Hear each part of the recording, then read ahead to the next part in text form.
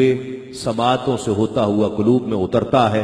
بہت کم عمری میں اللہ رب العزت نے اپنے محبوب کے ذکر کے طفیل انہیں عزتوں سے نوازا، اچھے انداز، اچھی آواز سے نوازا، اچھی سوچ سے نوازا۔ ملتمس ہوں فاضل نوجوان، مبلغ و مدرس حب مصطفیٰ صلی اللہ علیہ وآلہ وسلم حضرت علامہ ثاقب رضا مصطفی سے تشریف لائیں اور اپنے افکار و خیالات کا اظہار فرمائیں۔ بسم اللہ الرحمن الرحیم، الحمدللہ رب العالمین، الصلاة والسلام علی سید الانبیاء والمرسلین۔ قال اللہ تعالی وتبارک فی القرآن المجید فرقان الحمید، بسم اللہ الرحمن الرحیم۔ والعصر ان الانسان لفی خسر الا الذین آمنوا وعملوا الصالحات وتواصوا بالحق وتواصوا بالصبر۔ صدق اللہ مولانا العظیم وصدق رسولہ النبی الکریم الرؤوف الرحیم۔ اللہم نور قلوبنا بالقرآن وزین اخلاقنا بالقرآن وادخلنا الجنة بالقرآن ونجنا من النار بالقرآن۔ قال اللہ تعالی وتبارک فی شان حبیبہ مخبرا وآمرا، ان اللہ وملائکتہ یصلون علی النبی یا ایھا الذین آمنوا صلوا علیہ وسلموا تسلیما۔ الصلاۃ والسلام علیک یا رسول اللہ وعلی آلک واصحابک یا محبوب رب العالمین۔ تمام حمد و ثنا، تعریف و توصیف اللہ جل مجدہ الکریم کی ذات پاک کے لیے، جو خالق کائنات بھی ہے اور مالک شش جہات بھی۔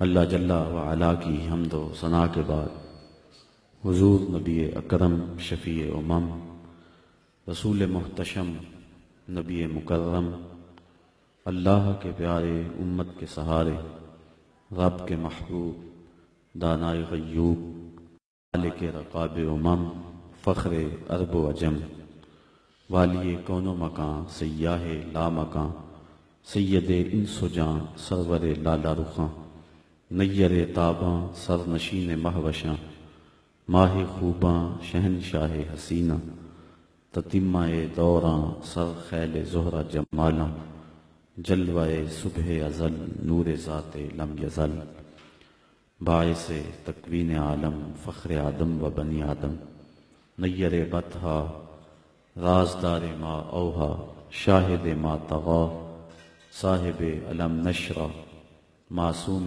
آمنہ، احمد مجتبیٰ، حضرت محمد مصطفیٰ صلی اللہ علیہ وسلم کے حضور ناز میں اپنی عقیدتوں، ارادتوں اور محبتوں کا خراج پیش کرنے کے بعد عزت و وقار کی مسندوں پہ جلوہ گر معزز محترم مہمانان عالی قدر، علماء کرام، معزز سامعین، خواتین و حضرات، السلام علیکم ورحمۃ اللہ وبرکاتہ۔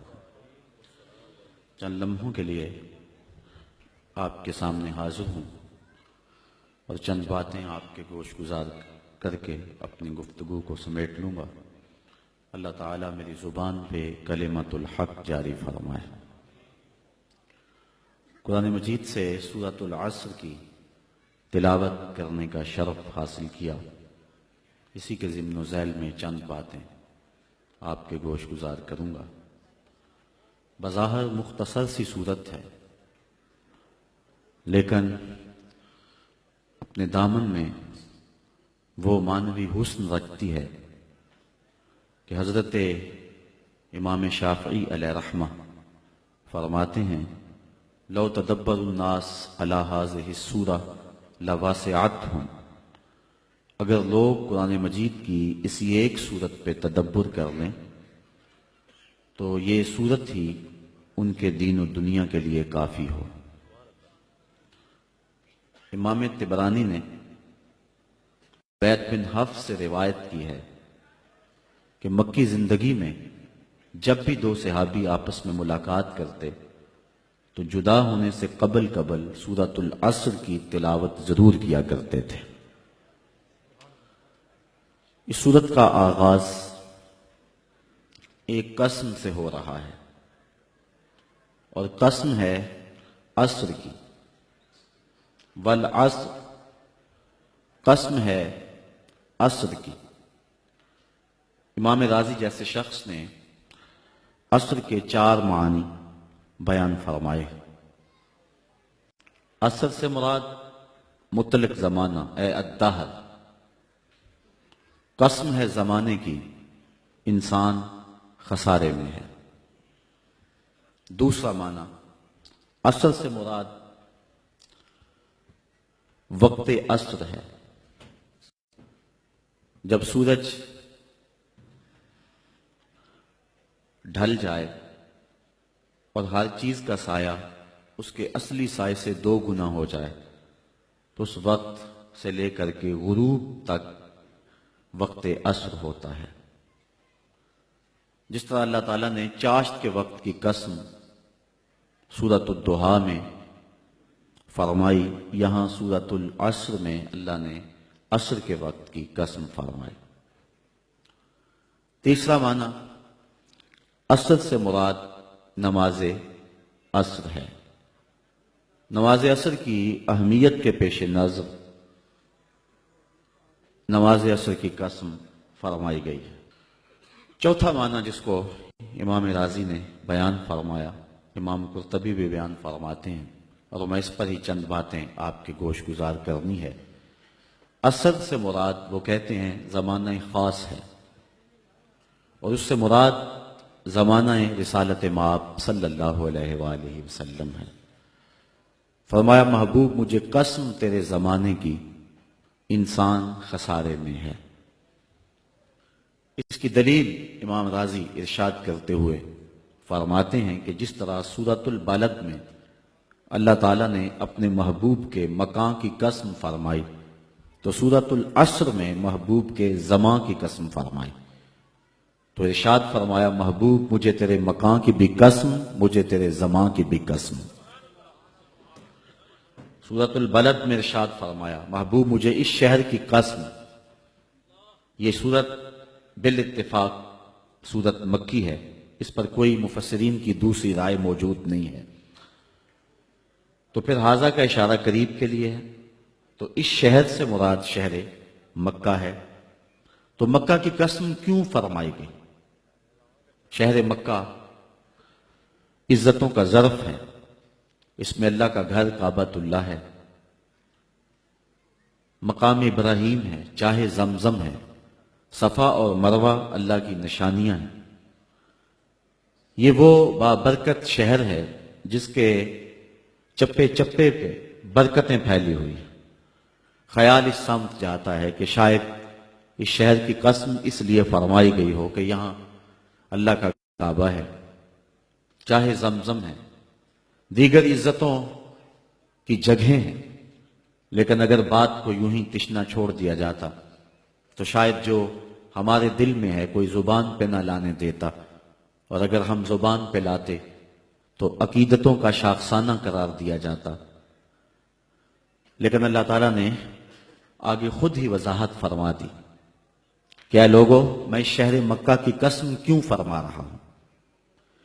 عزتوں کی جگہیں اپنی جگہ پہ، لیکن اس شہر کی قسم اس لیے فرما رہا ہوں وَأَنْتَ حِلٌّ بِهَذَا الْبَلَدِ، محبوب اس شہر کی گلیوں میں تو چلتا رہا ہے، اس شہر کی ہواؤں نے تیری سانسوں کو چوما ہوا ہے، اس لیے میں اس شہر کی قسم فرما رہا ہوں۔ علماء کے مابین اس میں اختلاف ہے کہ مکہ افضل ہے یا مدینہ افضل۔ بعض نے کہا مکہ افضل، دلائل دیے، بعض نے کہا مدینہ افضل، اس پہ دلائل دیے۔ لیکن ایک شخص کی بات مجھے بڑی پسند آئی۔ ایک محقق کہتا ہے کہ جب حضور مکے میں تھے تو مکہ افضل تھا، جب مدینے میں آ گئے تو مدینہ افضل ہو گیا۔ یہ سارا مجد و شرف حضور کے دم سے ہے، جہاں جہاں وہ گزرتے گئے شرف پھیلتا گیا۔ اور اگر میں نشور وحدی کا لہجہ ادھار لے لوں تو اس نے کہا تھا کہ چند لمحوں کے لیے ٹھہرے تھے تم جس پیڑ کے نیچے، سنا ہے آج تک اس پیڑ کا سایہ مہکتا ہے۔ اور ظہوری کا انداز سادہ ہے لیکن ہے 2 قدم آگے. وہ کہتا ہے مکے کی ہواؤں میں، طیبہ کی فضاؤں میں ہم نے تو جدھر دیکھا سرکار نظر آئے. یا رسول اللہ. تو جہاں جہاں سے وہ گزرتے گئے وہاں شرف پیدا ہوتا گیا. وہ کہتا ہے جب حضور مکے میں تھے تو مکہ افضل تھا، اور جب مدینے میں آ گئے تو مدینہ افضل ہو گیا. تو اللہ تعالیٰ نے اس آیت کریمہ کے اندر اپنے محبوب کے شہر مکہ کی قسم فرمائی اور اس کی وجہ بھی ارشاد کی کہ محبوب مکے میں تم رہتے ہو، تمہارا گھر ہے، تمہارے بسیرے ہیں، اس لیے مجھے شہر کی قسم. تو امام راضی فرماتے ہیں جس طرح سورۃ البلد میں اللہ نے اپنے محبوب کے مکان کی قسم فرمائی، یہاں سورۃ العصر میں اللہ نے اپنے محبوب کے زمان کی قسم فرمائی. محبوب مجھے تیرے مکان کی بھی قسم، مجھے تیرے زمان کی بھی قسم. والعصر اس سے مراد ہے محبوب کا زمانہ، قسم ہے محبوب کے زمانے کی، چونکہ مجد و شرف محبوب کے زمانے میں ہے. بغداد میں ایک شخص روٹیاں بیچتا تھا، جو تازی روٹی وہ 1 روپے کی، جو باسی روٹی وہ 2 روپے کی. کسی نے اس کو روک کر کے پوچھا کہ کیا ماجرا ہے، باسی روٹی تو 8 آنے کی ہونی چاہیے اور تم اس کو 2 روپے کی بیچ رہے. اس نے کہا کوئی لیتا ہے یا نہیں، میرا ریٹ یہی ہے. کہا بتا تو صحیح کہ باسی روٹی قیمتی زیادہ کیسے ہے؟ تو اس نے کہا کہ یہ جو باسی روٹی ہے اس کو تازہ روٹی کی نسبت 1 دن حضور کے زمانے سے قربت زیادہ ہے. حضور کی قربت کی وجہ سے اس کا وزن ہے اور اس کی قیمت ہے. تو کائنات میں جس کو بھی عزت ملی اور جس کے پاس بھی کوئی شرف ہے وہ حضور کے دم سے ہے. ہم نے قطرہ دیکھا نہ کبھی دریا پہ غور کیا، بس جہاں تیری جھلک نظر آئی وہیں ڈوب گئے. تو اس نسبت کے دم سے بہار ہے اور کائنات کا سارا حسن حضور کے قدموں میں ہے. تو کہا محبوب مجھے قسم تیرے زمانے کی، انسان خسارے میں ہے. اب انسان تو خسارہ ماننے کو تیار نہیں ہے. وہ کہتا میں تو خسارے میں نہیں ہوں، میں تو ہواؤں کے دوش پہ اڑتا ہوں، میں تو کائنات کو نخچیر بنایا ہوا ہے، زمانہ میرا باج گزار ہے، ستاروں پہ کمندے میں ڈال چکا ہوں، میں اپنی زندگی کو آسائشوں سے بھر لیا ہوا ہے. کہاں وہ گھاس پھوس کے جھونپڑے اور کہاں عالی نصب کوٹھیاں، کہاں کھانے کے لیے نان شبینہ بھی میسر نہیں تھا، اور کہاں اتنے کھانے کہ انتخاب مشکل ہو جاتا ہے، کہاں پیوند لگے ہوئے کپڑے اور کہاں اتنے لباس ہیں کہ بدلنے کی باری نہیں آتی ہے.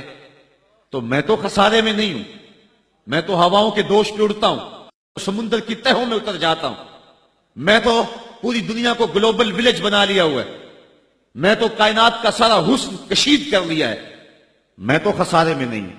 اللہ کہتا ہے محبوب مجھے قسم تیرے زمانے کی یہ خسارے میں ہے. یہ خسارہ ماننے کو تیار نہیں، اور اللہ کہتا ہے محبوب مجھے تیرے زمانے کی قسم یہ خسارے میں. تو امام راضی فرماتے ہیں، آپ فرماتے ہیں جو خسارہ ہے یہ انسانیت کا ہے. اگر یہ ہواؤں کے دوش پہ اڑتا ہے تو یہ انسان کا کمال نہیں ہے، یہ تو چڑیا بھی اڑتی ہے، یہ تو مکھی بھی اڑتی ہے. اگر یہ پانی میں تیرتا ہے تو یہ تو مچھلی بھی تیرتی ہے. اگر اس نے آسائشیں اور سہولتیں اپنے لیے تلاش کر لی ہیں تو وہ تو دوسری مخلوقات کو بھی حاصل ہیں. تو انسان کا خسارہ ہے، انسان کا. یہ جو عروج جس کی یہ کہانی سنا رہے یہ حیوانیت کا عروج ہے، اس کی انسانیت کہاں گئی؟ ہواؤں کے دوش پہ تو اڑتا ہے لیکن من کی دنیا سے تو نا آشنا ہے. یہ ستاروں پہ کمندے تو ڈال رہا ہے، ہمسائے کی تو خبر نہیں اسے کو. یہ دنیا کے اوپر بڑا باخبر شخص ہے لیکن اس سے جو ہے وہ اپنے من کی خبر بھی نہیں ہے. ہمارا نرم رو قاصد پیام زندگی لایا، خبر دیتی تھی جن کو بجلیاں وہ بے خبر نکلے. یہ تو من سے نا آشنا ہے. کہاں گئی اس کی انسانیت؟ یہ ہواؤں میں اڑتا ہے، اگر چاند کی چھاتی پہ قدم رکھ چکا ہے وہاں سے خاک لا کے دکھاتا پھرتا ہے کہ یہ میں نے جو چاند سے خاک جو ہے وہ اکٹھی کی تھی اور یہ دیکھو میں تمہارے سامنے رکھ رہا ہوں. تو زمین پہ پہلے تھوڑا بوجھ تھا کہ اور خاک لے آیا. انسانیت کو اس کا کیا فائدہ ہوا؟ یہ انسانیت کا عروج نہیں ہے. انسان تو خسارے میں ہے، انسانیت تو ڈوب رہی ہے. گھر کی آگ بجھی تو کچھ سامان بچا تھا جلنے سے، سو وہ بھی ان کے ہاتھ لگا جو آگ بجھانے آئے تھے۔ اس کی انسانیت کہاں گئی؟ یہ بھائی ہو کے بھائی کا گلا نہیں کاٹ رہا؟ کہاں گئی اس کی انسانیت؟ کہا محبوب مجھے قسم ہے تیرے زمانے کی، یہ خسارے میں ہے۔ اور قسم محبوب کے زمانے کی اس لیے فرمائی کہ محبوب کے زمانے میں انسان عروج پہ تھا، انسان نقطہ کمال پہ تھا۔ اس دور کا انسان دیکھنا ہو تو ابو بکر و عمر کو دیکھو۔ تو کہا محبوب مجھے قسم تیرے زمانے کی یہ انسان خسارے میں، اگرچہ یہ ہواؤں کے دوش پہ اڑتا ہے لیکن اس کی انسانیت لٹ چکی ہے۔ اور اگر اس نے انسان دیکھنا ہے تو محبوب آئے تیرے دور میں۔ یہ تو بھائی بھائی کا گلا کاٹ رہا ہے، خون سفید ہو گیا، ایکسیڈنٹ میں جو بچ جاتے ہیں والوں کی گھڑیاں اتارتے ہیں، اس کی تو حالت انسانی جو ہے وہ برباد ہو چکی ہے۔ لیکن حسن دیکھنا ہے انسانیت کا تو آئے تیرے دور میں۔ جب ایک شخص زخموں سے چور تڑپ رہا ہے اور کہتا ہے اللہ ہائے مجھے پیاس لگی ہے، ایک بندہ کہیں سے پانی کا پیالہ لیے اس کی پیاس بجھانے کے لیے آگے بڑھتا ہے اور اس کو پانی دیتا ہے اور وہ بھی ہونٹوں تک لے آتا ہے کہ دوسری طرف سے آواز آتی ہے اللہ تو یہ پیالہ اسی وقت پیچھے کر دیتا ہے اور کہتا ہے میرے بھائی کو شاید زیادہ پیاس لگی ہے، پہلے اسے دے دو مجھے بعد میں دینا۔ اور یہ جب اس کے پاس جاتا ہے اور وہ پانی پینے لگتا ہے تو تیسری جگہ سے آواز آتی ہے، یہ اسے پانی دیتا ہے تو چوتھی جگہ سے آواز آتی ہے، حتیٰ کہ 7 اشخاص کے پاس پانی لے کے جاتا ہے اور ہر ایک آگے ترجیح دیتا ہے۔ اور جب وہ 7ویں شخص کے پاس پہنچتا ہے تو پہلے کے کراہنے کی آواز بڑھ جاتی ہے، یہ کہتا ہے پیچھے بھاگ پہلے اسے پانی دے۔ اور جب یہ پلٹ کے آتا ہے تو اس کی روح پرواز کر جاتی، پھر دوسرے کے پاس جاتا ہے تو اس کی روح پرواز کر جاتی ہے۔ پانی کا ایک پیالہ اور 7 آدمی زندگی اور موت کی کشمکش میں، نزع کا عالم، اور ایک دوسرے کو ترجیح دے رہے ہیں۔ کہا یہ تھا حسن انسانیت کا۔ محبوب جو تیرے زمانے میں تھا، مجھے قسم تیرے زمانے کی یہ انسان خسارے میں ہے۔ اگر خسارے سے بچنا ہے تو دامن محمد کا تھامنا ہو۔ الا الذین آمنوا کا بیان اس پہ گواہی دے رہا ہے۔ تو یہ انسان کا خسارہ ہے، انسانیت کا خسارہ ہے۔ شیخ زادہ نے بیضاوی کے حاشیے میں ایک اور خسارے کا پہلو بیان کیا ہے حضرت علی المرتضیٰ رضی اللہ تعالی عنہ سے۔ آپ فرماتے ہیں خسارہ یہ ہے، یہ انسان کی جو سانسیں ہیں، ہم لمحہ لمحہ سمجھتے ہیں کہ ہم بڑے ہو رہے ہیں لیکن ہم موت کے قریب ہو رہے ہیں۔ یہ سانسیں موت بڑھنے والے قدم ہیں۔ تو یہ ہے انسان کا خسارہ جو اپنی سانسوں کے ذریعے کر رہا ہے۔ امام راضی لکھتے ہیں کہ ایک شخص پھٹے پہ رکھ کے برف بیچ رہا تھا اور ایک بزرگ کہتے ہیں کہ مجھے ان الانسان لفی خسر کا ترجمہ سمجھ میں نہیں آتا۔ جب اللہ کرم نوازی فرمانے لگے تو پھر ہدایت کے سامان اس کے لیے بنتے چلے جاتے ہیں، اور جب کسی کی بہتری کا اللہ ارادہ نہ کرے تو اسے قرآن سے بھی ہدایت نہیں ملتی ہے۔ تو وہ کہتے ہیں میں گیا بازار میں، سمرقند کا بازار تھا، وہاں ایک آدمی پھٹے پہ رکھ کے برف بیچ رہا تھا اور آواز کیا لگا رہا تھا، توجہ چاہوں گا، کہہ رہا تھا ارحموا من یذوب راس مالہ، اور میرے پہ رحم کرو مجھ سے برف لے لو، اگر تم نے برف خریدنے میں دیر کر دی تو میں کمائی کیا کرنی ہے، جو میں نے پیسے لگائے ہیں وہ بھی میرے لٹ جائیں گے، میرا راس المال بھی برباد ہو جائے گا، کیونکہ برف ایسا سودا ہے کہ اگر گاہک وقت پہ نہ پہنچے تو نقصان ہو جاتا ہے۔ کوئی اور چیز ہے آج نہیں بکی تو کل بیچ لیں گے، کل نہیں تو پرسوں بیچ لیں گے، لیکن برف کا اگر گاہک وقت پہ نہ آیا تو کمائی کیا کرنی ہے، راس المال بھی لٹ جائے گا۔ تو وہ جانے والوں کو کہہ رہا تھا ارحموا من یذوب راس مالہ، اور میرے پہ رحم کرو مجھ سے برف لے لو، اگر تم نے دیر کر دی تو میرا اثاثہ بھی لٹ جائے گا، میرا راس المال بھی برباد ہو جائے گا۔ تو وہ بزرگ فرماتے ہیں جب اس نے یہ بات کہی تو مجھے ان الانسان لفی خسر کا ترجمہ سمجھ میں آ گیا۔ میں نے کہا کہ ہم بھی اپنے سانسوں کی برف کو پگھلا رہے ہیں، اور قطرہ قطرہ جس طرح برف پگھلتی ہے، سانس سانس کر کے زندگی پگھل رہی ہے۔ اگر جلدی جلدی ان سانسوں کے بدلے میں نیکیاں لے لیتے ہیں تو یہ زندگی بچ جائے گی، ورنہ یہ زندگی برف کی طرح پگھل رہی ہے۔ ان الانسان لفی خسر، انسان خسارے کا سودا کر رہا ہے، لمحہ لمحہ موت کے قریب ہو رہا ہے، یہ سمجھ رہا ہے میں بڑا ہو رہا ہوں لیکن یہ چھوٹا ہو رہا ہے۔ جب گنتی الٹی شروع ہو جائے تو کام جلدی زیرو پر آ جاتا ہے، کسی کی 60 سے، کسی کی 70 سے، کسی کی 100 سے گنتی الٹی شروع ہے، اور لمحہ لمحہ ہم موت کی طرف بڑھ رہے ہیں۔ یہ انسانیت کا خسارہ ہے۔ ایک مفسر ہوا تبا تبائی، ہے تو ویسے ڈاما ڈول لیکن بات بڑی پتے کی لکھ گیا۔ وہ کہتا ہے خسارے کا ایک اور پہلو بھی ہے، اور اس پہ میں آپ کی تھوڑی سی توجہ بھی کروں گا۔ وہ کہتا ہے خسارہ یہ ہے کہ اللہ نے ایک شے کو ایک حسن دیا ہے تو دوسرے حسن سے اسے محروم رکھا ہے، تو وہ شے کہتی ہے کہ میں خسارے میں۔ اس کی مثال وہ کہتا ہے یہ پھول ہیں، ان میں خوشبو ہے لیکن روشنی نہیں ہے، اندھیرے میں آپ ان سے چراغاں نہیں کر سکتے، تو پھول کہیں گے ہم خسارے میں، ہمارے میں خوشبو تو ہے لیکن روشنی نہیں ہے۔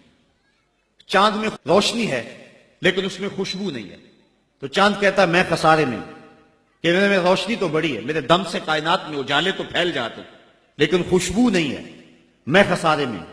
ایک بچہ کہتا ہے میرے میں بچپنے کی معصومیت تو ہے لیکن جوانی کا بانکپن نہیں ہے، لہذا میں خسارے میں۔ ایک جوان کہتا ہے میرے میں جوانی کا حسن تو ہے لیکن بڑھاپے کا تجربہ نہیں ہے، لہذا میں خسارے میں۔ اور ایک بوڑھا کہتا ہے کہ میرے میں بڑھاپے کا تجربہ تو ہے لیکن اب بچپنے کی وہ معصومیت کہاں، وہ کاغذ کی کشتی، وہ بارش کا پانی۔ اور اقبال کہتا ہے، آپ کے شہر اقبال میں آیا ہوں، وہ کہتا ہے کہ جنبش زنجیر در سے لطف آتا تھا مجھے، وہ کنڈی بھی ہلتی تھی تو اس سے بھی لطف آ جاتا تھا، آج تو نغمے بھی نہیں نہ بہلاتے، لیکن اس بچپن میں کنڈی کے ہلنے سے بھی لطف آ جاتا تھا تو غم بھول جایا کرتے تھے۔ وہ کیا کسی نے کہا تھا کہ اپنے جل جانے کا بھی احساس نہیں تھا، جلتے ہوئے شعلوں کو چھیڑا کرتے تھے، اب تو ایک آنسو بھی رسوا کر جاتا ہے، بچپن میں جی بھر کے رویا کرتے تھے، اب تو وہ رونے کا حسن بھی نہیں نہ رہا۔ تو کہا کہ میرے پاس بڑھاپے کا تجربہ تو ہے لیکن بچپنے کی معصومیت نہیں ہے، لہذا میں خسارے میں ہوں۔ ایک شب زندہ دار کہتا ہے کہ میرے پاس سحری کے آنسو تو ہیں لیکن علم کا بانکپن نہیں ہے، اور ایک عالم کہتا ہے کہ میرے پاس علم کے کمال تو ہیں لیکن تہجد کے سجدے نہیں ہیں، لہذا میں خسارے میں ہوں۔ بلبل کہتی ہے میرے لہجے میں تو حسن ہے لیکن میرے بازوؤں میں طاقت نہیں ہے، لہذا میں خسارے میں ہوں۔ شیر کہتا میرے بازوؤں میں تو طاقت ہے لیکن میرے پر نہیں ہے کہ میں اڑ سکوں، لہذا میں خسارے میں ہوں۔ کوئل کہتی ہے میرے لہجے میں تو جادو ہے لیکن رنگ میرا کالا ہے، لہذا میں خسارے میں ہوں۔ مور کہتا ہے میرے پروں میں تو حسن ہے لیکن میرے پاؤں بدصورت ہیں، لہذا میں خسارے میں ہوں۔ تو وہ کہتا ہے کہ کائنات کی ہر شے کسی نہ کسی طرح خسارے میں ہے، لیکن پھر کہتا ہے اگر تمہیں شوق ہو کہ ایک ذات ایسی بھی دیکھیں جس میں خسارہ نہ ہو تو آؤ مدینے کی گلی میں آ جاؤ۔ حسن کی ساری شوخیاں، جمال کے سارے کریمے اور حسن کا سارا بانکپن اگر ایک ذات میں دیکھنے کا شوق آ جائے، حسن یوسف دم عیسیٰ ید بیضا داری، ہما دارند آنچ خوباں تو تنہا داری۔ کائنات حسن جب پھیلی تو لا محدود تھی اور جب سمٹی تو تیرا نام بن کے رہ گیا۔ اگر یہ شوق ہو کہ کائنات کے سارے حسن ایک پیکر میں دیکھیں تو کہا اس کے لیے میں نے ایک محمد ہی بنا دیا۔ سارے حسن ایک پیکر میں آپ کو ملیں گے، سارے کمال اور سارے جمال اور سارے عروج اور ساری عزتیں اور سارے مراتب آپ کو ایک ذات میں جمع ملیں گے، اور محمد ہوتا ہی وہ ہے جو مجمع کمالات ہو۔ تو کہا کہ یہ ہے ایک خسارے کا پہلو، اور کائنات میں ایک ہی شخص ہے جو خسارے سے بچا ہوا ہے۔ اب جو اس ذات سے وابستہ ہوگا وہ بھی خسارے سے بچ جائے گا۔ الا الذین آمنوا، جس کے ہاتھ میں یہ دامن ہوگا وہ خسارے سے بچ جائے گا، ورنہ خسارے سے کوئی بچ نہیں سکتا۔ نہ دولت بچا سکتی ہے، نہ اقتدار کی بچھی ہوئی مسندیں خسارے سے بچا سکتی ہیں، نہ کوئی اور انسان کو دنیاوی کمال خسارے سے بچا سکتا ہے۔ اگر خسارے سے بچنا ہے تو ہاتھوں میں دامن مصطفیٰ لینا ہوگا۔ وہ کبھی آپ نے دیکھا ہوگا، اب تو وہ دور بدل گیا، وہ چکی ہوتی تھی جس میں وہ گندم پیستے ہیں مختلف چیزیں، تو اس کے دو پتھر ہوتے ہیں، ایک نیچے والا ساکن، اوپر والا متحرک، تو درمیان میں اس کے ایک کلی ہوتی ہے جس کے ارد گرد اس کو گھماتے ہیں، تو وہ جو دانے ہیں وہ درمیان خالی جگہ میں ڈالتے ہیں، اس کو گالا کہتے ہیں، اس میں ڈالتے ہیں اور پھر اس چکی کو گھماتے ہیں، تو جو دانے اس مرکز سے اس کلی سے ہٹ جاتے ہیں وہ پس جاتے ہیں، اور جو اس کلی سے لگ کے رہتے ہیں وہ بچ جاتے ہیں۔ کہا محبوب مجھے قسم تیرے زمانے کی، انسان خسارے میں ہے، الا الذین آمنوا، بچے گا وہ جو تیرے دامن سے لپٹ جائے گا۔ اور یہ میں مفہوم ایمان کا جو آپ کے سامنے دامن مصطفیٰ سے تمسک اختیار کرنا، یہ میری جذباتیت کا کمال نہیں، حقیقت ہی یہ ہے۔ علامہ سعد الدین تفتازانی علیہ رحمہ شرح قائد میں لکھتے ہیں کہ ایمان ہے کیا؟ آپ فرماتے ہیں الایمان ہی تصدیق بما جاء بہ النبی صلی اللہ علیہ وسلم۔ حضور کے علاوہ ایمان ہو ہی نہیں سکتا ہے، یہ ممکن ہی نہیں ہے۔ اور یہ بات بھی ذہن میں بٹھا لیں کہ حضور سے ذہنی تعلق کا نام ایمان نہیں ہے، حضور سے قلبی تعلق کا نام ایمان ہے۔ اور یہ میرے مسلک کی پہچان ہے، صرف ذہنی تعلق کا نام ایمان نہیں ہے، قلبی تعلق کا نام ایمان ہے۔ اس کو مزید سہل کروں تو حضور کو نبی جاننے کا نام ایمان نہیں ہے، نبی ماننے کا نام ایمان ہے۔ ورنہ کتنے لوگ تھے جانتے تھے لیکن ایمان نہ لائے۔ الذین آتیناہم الکتاب یعرفونہ کما یعرفون ابناءہم، جن کو ہم نے کتاب دی وہ ایسے جانتے تھے جس طرح بیٹوں کو جانا کرتے، لیکن اس کے باوجود ایمان نصیب نہیں ہوا۔ ایمان جاننے کا نام نہیں ہے، ایمان ماننے کا نام ہے۔ پھول کو بلبل جانتی نہیں، مانتی ہے۔ اگر مانتی نہ ہوتی تو پھول کے گرد رقص سے بسمل کے تماشے نہ کرتی۔ شمع کو جانتے سارے ہیں لیکن مانتا صرف پروانہ ہے۔ تو ایمان جاننے کا نام نہیں ہے، ایمان ماننے کا نام ہے۔ اور جہاں تک جاننا بمعنی ادراک ہے تو وہ تو آج تک میرے رسول کو کوئی جان ہی نہ سکا۔ سب سے زیادہ قربت تو حضرت سیدنا صدیق اکبر رضی اللہ تعالی عنہ کو حاصل تھی۔